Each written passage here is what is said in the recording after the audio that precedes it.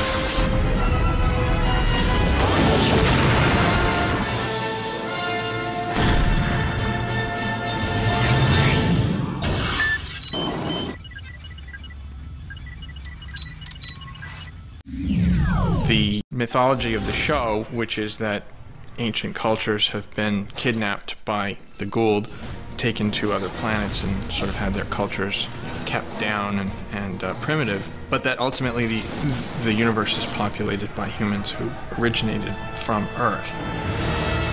Come.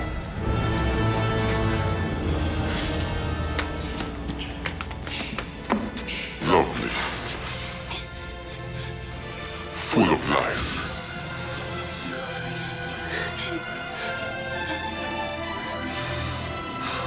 You could be the vessel for my future queen. Apophis is the nemesis of Stargate SG-1. He has stepped into the void left by Ra, who got nuked in the movie. According to ancient Egyptian mythology, Ra was the sun god, ruler of the day, and Apophis was the serpent god, ruler of the night. The two would enjoin battle every evening, every night, upon which Ra would emerge victorious, Apophis would be vanquished, and therefore day would yet dawn. Does she please him?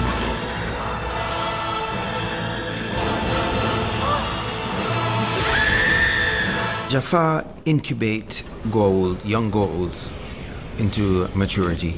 After they reach maturity, they seek a human host. The strongest and meanest go into my service. I am a Jaffa, bred to serve that they may live. I don't understand.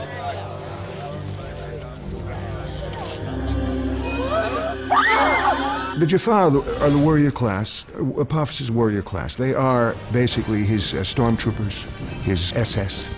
They are his might, in a kind of way. And what the deal is that the people on Chulak, the elite, if you will, the people receive this symbiote. And there are different classes. The first primes, of course, you see are the ones with the gold tattoos, and the other guys have the black, almost ash-like tattoos, and they're waiting to become upgraded if they prove themselves in battle.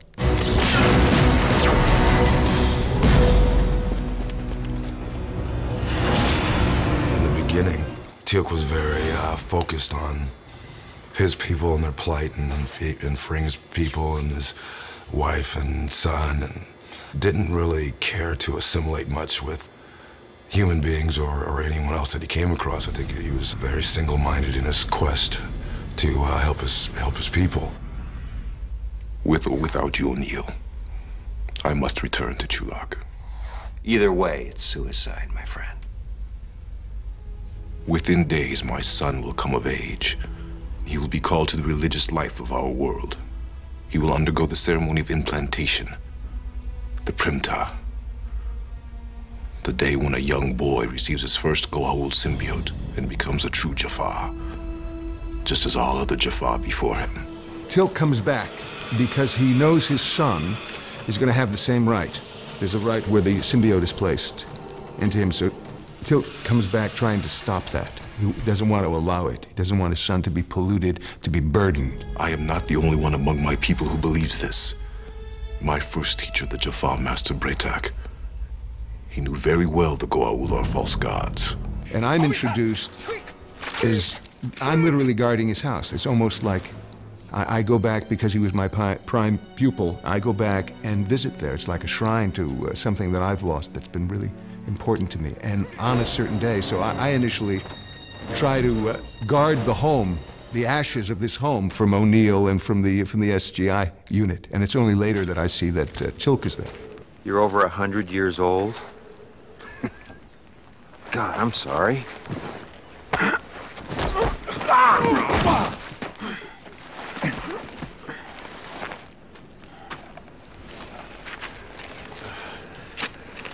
133. You must work out. Sort of an Obi-Wan Kenobi type.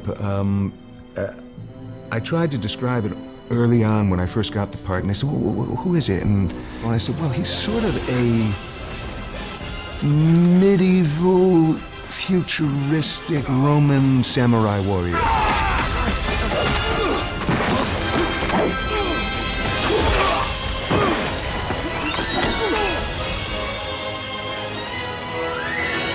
Not bad for a man of 133.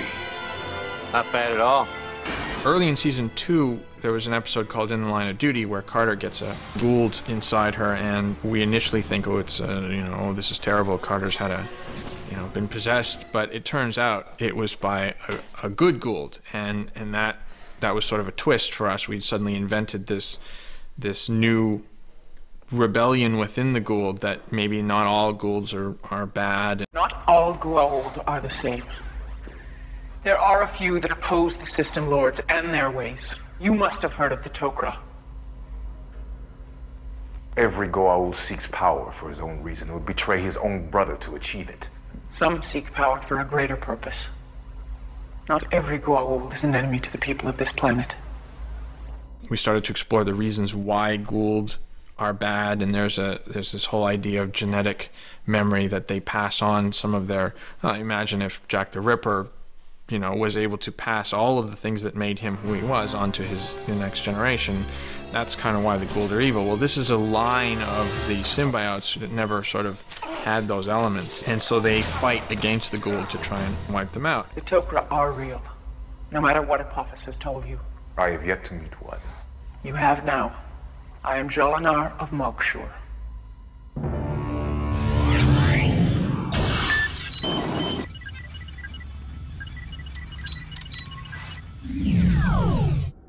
So these are the aliens you were telling me about? Well, I don't know if I'd call them aliens. Sort of half-alien, I guess. The outside is human, and the inside is shared between a human and a symbiote. Martouf is actually two different souls, I guess, sharing the same body. And that's what you want me to become? In an episode called Tok'ra, which is a two-parter, we meet Jacob Carter, who's Samantha Carter's father, and as it turns out, he's got cancer and is dying. And the Tok'ra have a member of their rebellion who is also dying, the host. The symbiote can only keep the host going for so long, and then the sort of the human qualities take over. And this Tok'ra's host was dying, and she needed a new one. He needed a new one. We're never quite sure about the she-he thing. So that was the way that Jacob's life got saved. He had it. This Tok'ra went into him, and so now he's off fighting the Goa'uld, as a member of the Tok'ra. In fact, one of the highest-ranking members of the Tok'ra, and continues to have sort of this odd relationship with his daughter. Hello, Sam. Dad, we have a little bit of a situation, and we may need Selmac's help. Selmac. I thought maybe you just wanted to see your old man. I do, Dad. The Tok'ra are different from the Goa'uld in that they equally share the body. They allow the host to speak. They allow the host to have feelings, and pretty much a real symbiotic relationship, as opposed to the Goa'uld, who just completely take you over. Your father asked that I shake your hand and give Colonel O'Neill a big kiss from him.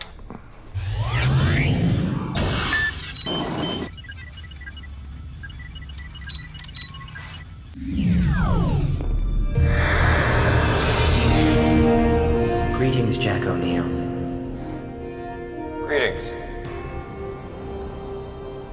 Have we met? I am Thor.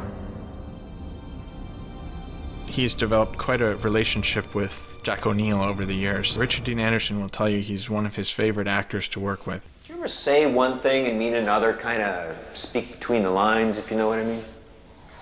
I do not. Do not what? Speak between the lines or understand? Fair Game was the first time they really started to bond together on screen. The chemistry was just wonderful. Oh, come on, give me something. Anything. I won't hold you to it. A little head nod if there's another way around this. It is your planet at stake. I believe you have it within you to make the right decision. They were very, very advanced, more so even than the Goa'uld, and seemed to have our interests at heart. All right. Send me back. Wait! Right there. Is that a head nod? A nod is usually down, then back up. You kind of just went down. Wait, I'll take... The more you thought about it, the more you started to have problems with the idea that, well, if they're such good guys and they're more powerful than the Goa'uld, why are the Goa'uld such a problem? I mean, why haven't the Asgard kind of gotten rid of them? And so we needed to come up with an explanation for that. And so the explanation was, maybe they've got their own problems in their own galaxy, and they're just not really telling us about that. So that problem was the replicators. They are the enemy of the Asgard. We've had several puppets. The very first Thor, which appeared in Thor's Chariot, was the first one we had built, and he was really only meant to just kind of stand there. And then as the demands for the character of Thor increased, we had to build more and more sophisticated puppets. The most sophisticated one was just finished, was made, I believe, for Small Victories. He had quite a bit to say in that one, and we needed to build one with a fully articulated mouth and one that would have expressions. Where are we going exactly? 5 Asgard ships are currently engaging 3 ships controlled by the replicators, which are on their way here. One of the interesting sort of tidbits I'm not sure most viewers are aware of, Michael Shanks, who's Daniel Jackson, is the voice of Thor, and it's just treated in such a way that you can actually, I think, personally, if you listen very carefully, you can hear it that it's him, but I'm not sure most viewers would be aware of that. We need your help. I have come here to seek your help. At the time when we first started shooting the Asgard, for our budget, we could only have the puppets sitting there and talking. And now, of course, with some of the advancements that have been made, we've got Thor, walking around and holding people's hands and stuff like that. There's a scene in Small Victories where he walks up the ramp and goes into the Stargate with Carter, and that's obviously not the puppet, that's a CG Thor.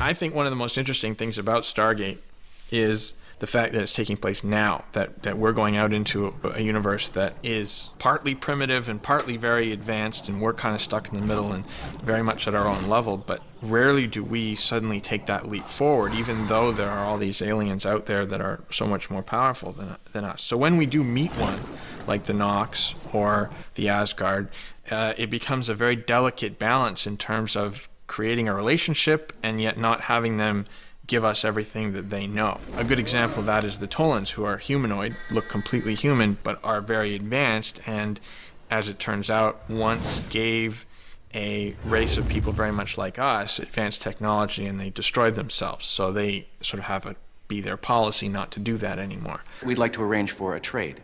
What would you like to trade? Technology. I'm sorry. You know that is the one thing we cannot give you. Tolan law strictly forbids it. I did an episode called Bane where there were these sort of gross bugs that one of which bites Teal'c and starts turning him into an alien. You don't look so great.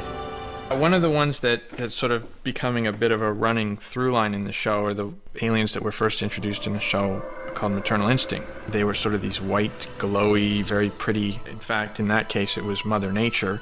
But as it turns out, is a part of an alien race of beings that has very close ties to Earth. I'll see both of you again someday, right?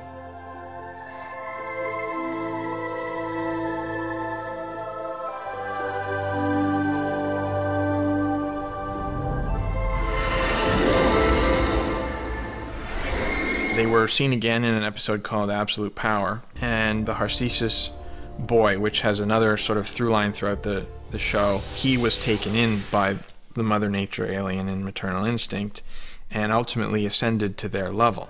It's time I chose a new path. And it's time for me to continue on mine.